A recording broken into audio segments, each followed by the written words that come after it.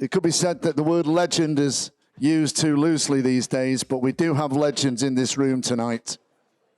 And I'd like to call upon Mr. Paddy Crerand.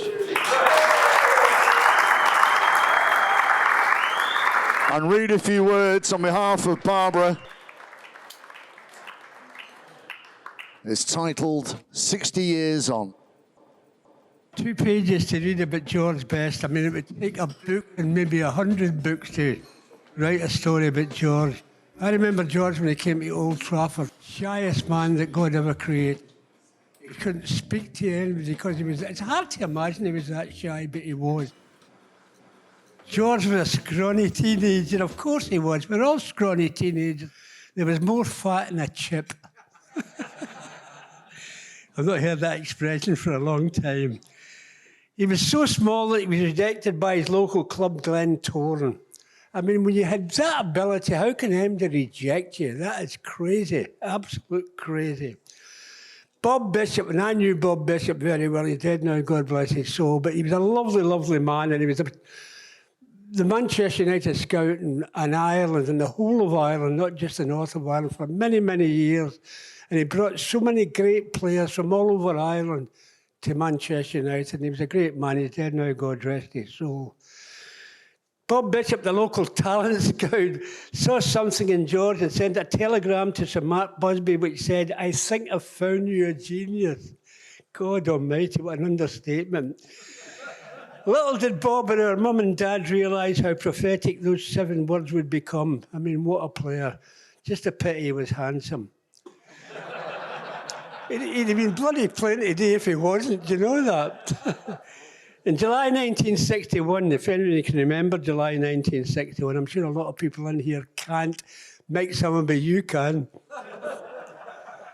Does it happen in actual fact? George's best friend in Manchester was Mike Somerby. Now, how can you have somebody from Manchester City and Manchester United, the best friends? Well, he was George's best friend. I've lost track of where I was reading from. A shy 15-year-old set off for his trial with Manchester United. Sickness, homesickness got the better of him. I remember the days very well. I mean, he was fantastic. He was only about 15, 16, and he was on the pitch training with the first team at that time, and he was just magic. Absolutely. I couldn't even get near enough to him to kick him. That's how bad it was. But anyway, Bob Bishop sent him back to Manchester United on his 17th birthday, the 22nd of May 1963. God almighty.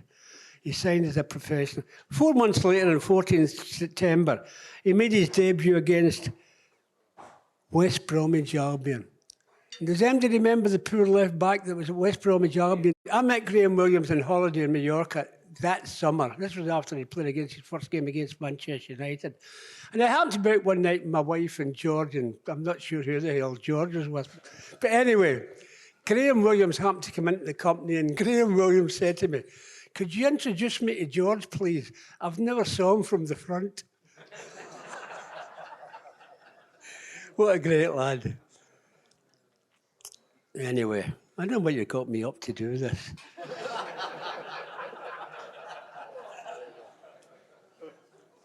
Barely, the 14th of September, he made his debut against West Bromwich Albion, and that was his meteoric rise to fame. What a player he was. He was incredible. For the ones that are in here that are my age or close to my age will know how good he was because they actually saw him playing. And that was on the pitch. What the hell was he up to off the pitch? He is still considered to be one of the finest footballers in the world, which he was, because I done a World Cup in 1970 for ITV, I think it was. I think it was 70 or 74. And Pele happened to be on the programme with him. And Pele couldn't stop speaking about George Best, about the ability George Best had. And I'm looking at him saying, "You're bloody Pele." Bloody Pele, and you're talking about George Best if he was some god from somewhere. But he was, and that's how great he was, George. And oh, a good job you're there, actually. At his funeral, it was said, George hasn't gone, he has merely stepped off the pitch. I'll tell you, there's a lot of bloody fullbacks playing today that thank God he stepped off the pitch.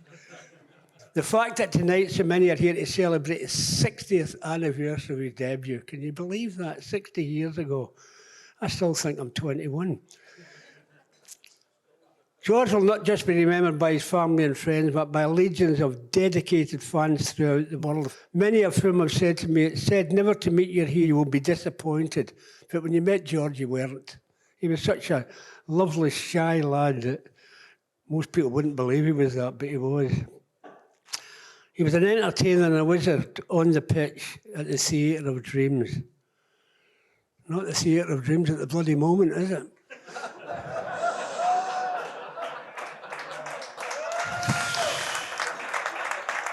I shouldn't be, but hopefully they'll come back. They will come back. They will come back. George the Best will be forever missed, not just by those fans, but your true friends and families. Did you watch that crap last night? Fucking hell. Is that me or is it everybody? Bloody hell. Oh. He just said to me, thank God you're finished. It's a pleasure to be here to talk to you all anyway. I'm pardoning the bad language somewhere along the way, but you've not heard me swear yet. Thank you.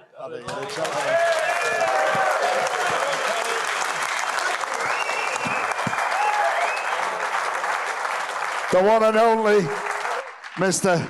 Paddy Crerand, ladies and gentlemen. What about that? Nice to see Patrick's here as well tonight. Nice to see you, Patrick. Wow. Thank you, Barbara, for those lovely words. And thank you to Paddy Crerand for adding his own little dimension to them as well. We're not disappointed. We're not disappointed. Thank you.